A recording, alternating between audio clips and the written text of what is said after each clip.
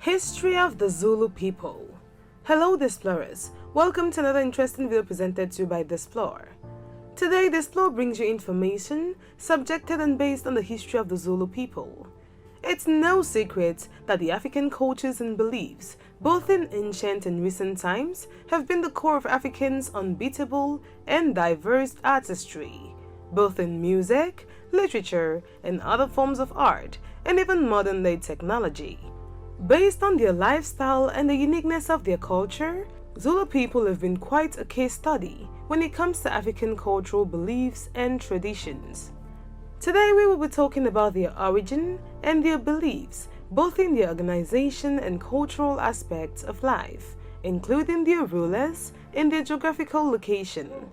Zulu, being the largest ethnic group in South Africa, with an estimated 10 to 12 million people living in the province of KwaZulu-Natal, has been a case study when it comes to African traditional and cultural history. If you're new here, welcome! Be sure to subscribe and turn notifications so you don't miss any of our videos. The Zulu people descended from an even larger group of people known as the Nguni, which is a group of Bantu people in southern Africa who speak the Nguni languages.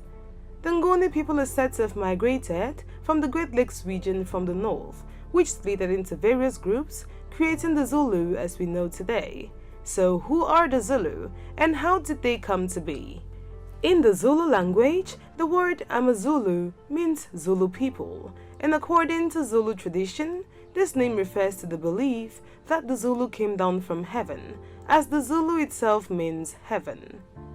The Amazulu name for the supreme being and creator is Unkulunkulu, which means he who came first or ancient one. The Amazulu believe that Unkulunkulu was walking across the land of Uhlanga and noticed men and women sprouting at the ends of reeds, so he picked them from the reeds. Unkulunkulu himself sprouted from a tiny seed which was created by Umvelinkwangi, known as the god who existed when the world was void, dark, and only one big rock. So Unkulunkulu was the first and ancient god to walk the earth and who picked other humans from reeds. These were the first people to walk earth and also the ancestors of the Amazulu. The ancestors journeyed south from Uhlanga to the fertile land they possess today. Shaka Zulu. The Amazulu had many different chiefs and leaders in a long line in history, but the one to remember was Shaka, the illegitimate son of Senzangakona and Nandi. Nandi had conceived before official recognition as the chief's wife, and her obvious pregnancy was unconvincingly dismissed as affliction by an intestinal beetle, known in Zulu medical circles as a Shaka. That name was duly given to the baby upon his birth in 1787. Shaka Zulu was tall and muscular. He had a great physique, according to sketches from James King in Cape Archives, and was a genius in battle planning and military organization. Knowing he was an illegitimate son and will never be king, Shaka Zulu orchestrated the murder of his young brother and legitimate heir to the Zulu throne. Knowing his courage and battle skills, Shaka was aided with military assistance to seize the chieftainship. Shaka justified his overlord's patronages with regional military successes. Shaka built up his army and devised lethal new tactics and weaponry. To maximize the efficiency of his innovative horn-shaped attack formation, the long-throwing spear and full-length body shield of his forefathers were replaced by the short-stabbing spear and small shield for highly effective hand-to-hand combat. Shaka then set about earning his reputation as the Black Napoleon, conquering and dispossessing in all directions.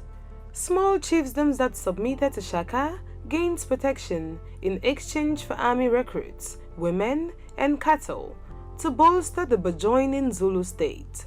Larger chiefdoms, some which still harbored grand ambitions, saw their rulers and important families murdered and replaced by Shaka's carefully chosen puppets. By 1819, the newly forged Zulu nation was the largest and most populous ever seen in southeastern Africa, and their leader was Shaka, king of the Zulu. Shaka raided neighboring villages of their livestock and women and distributed them amongst those in his favor. Shaka's reign was never secure, and maintaining the Zulu kingdom's boundaries required further military campaigns. Clans driven westwards into the Drakensberg mountain range were left without livestock or the leisure to plant crops and turned to desperate grisly means of survival in the so-called Valley of the Cannibals. An opposition arose in the royal house, and an attempt made on Shaka's life in 1824 may well have been a family plot. It was officially blamed on the descendant Kwabi people, many of whom were subsequently hunted down and killed. Shaka's recovery received assistance from Henry Francis Fine. Death of King Shaka Zulu. On the 24th of September 1828, King Shaka was speared and murdered in his royal household by two half-brothers, Dingani and Mlangana, who thought that his leadership was weakening the kingdom. One of Shaka's half-brothers, Mpande, who was considered slow, was excluded from the plot, and this actually saved his life, as Dingani murdered his co-conspirator Mlangana and ascended to the Zulu throne. Mpande was somehow destined to have his day though, for he was spared when Dingani's first act as king was to execute a dozen other royal kin. Dingani knew that many subordinate chiefs had seen through the smokescreen surrounding Shaka's death, that Mlangana alone had devised and carried out the assassination. The king's rise and fall. These incursions peaked in 1852 with the successful full-scale invasion of Swaziland. Mpande figured on a second standby kingdom should he lose Zululand to either the British or the Boers. Anticipating an unwanted influx of Swazi refugees, the British pressured Mpande into withdrawing his army. A long and drawn-out struggle for future succession then erupted between two sons of Mpande, Cetshwayo and Mbuyazi, in the 1856 Battle of the Princes that left Mbuyazi among the thousands of dead. Cetshwayo immediately set about ignoring the authority of his aged father, whose sphere of influence and health declined until his death of natural causes, surprisingly, in late 1872. British law in Zululand. Cetshwayo was crowned twice by the Zulu people and by agents of Queen Victoria. The colonial coronation was accompanied by laws allegedly agreed to by the new king that gave Britain the discretion to depose him. These laws dealt with the proportionate powers of subordinate chiefs and the requirements for execution of Zulu subjects. The first 5 years of Cetshwayo's reign followed a now familiar pattern, the raising up of favorites within the Zulu hierarchy.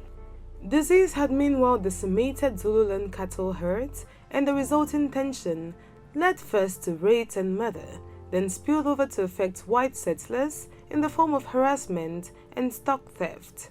Both contravened Cetshwayo's coronation laws and invoked Britain's right and duty to depose him. Ultimatum and war. On 11 December 1878, colonial agents delivered an ultimatum to 14 Zulu chiefs representing King Cetshwayo. The documents demanded that the king pay taxes, return stolen cattle, and order the immediate cessation of anti-settler forays. Having anticipated Cetshwayo's lack of response, Britain invaded Zululand immediately after the ultimatum expired on the last day of 1878. Shocking news was to reach London. 1,300 British soldiers killed on the 22nd of January 1879 as 25,000 spear-wielding Zulu overran the British at Isandiwana, with the 200 fleeing survivors overtaken and killed. British firepower was pitted repeatedly against Zulu numbers, and this continued for 6 months until the Battle of Ulundi, where on 4th July 1879, the Zulu army was totally defeated, and Cetshwayo's royal homestead burnt to the ground. The king survived and fled north with his 11-year-old heir, Dinu Zulu, while remnants of his army dispersed in all directions. Many colonials believed that only direct British rule in Zululand would restore law and order and remove the threat to Natal. Cetshwayo died quite possibly poisoned on 8 February 1884. His teenage heir Dinuzulu, who had remained secluded in Zululand throughout his father's travels, was declared Setroya's successor.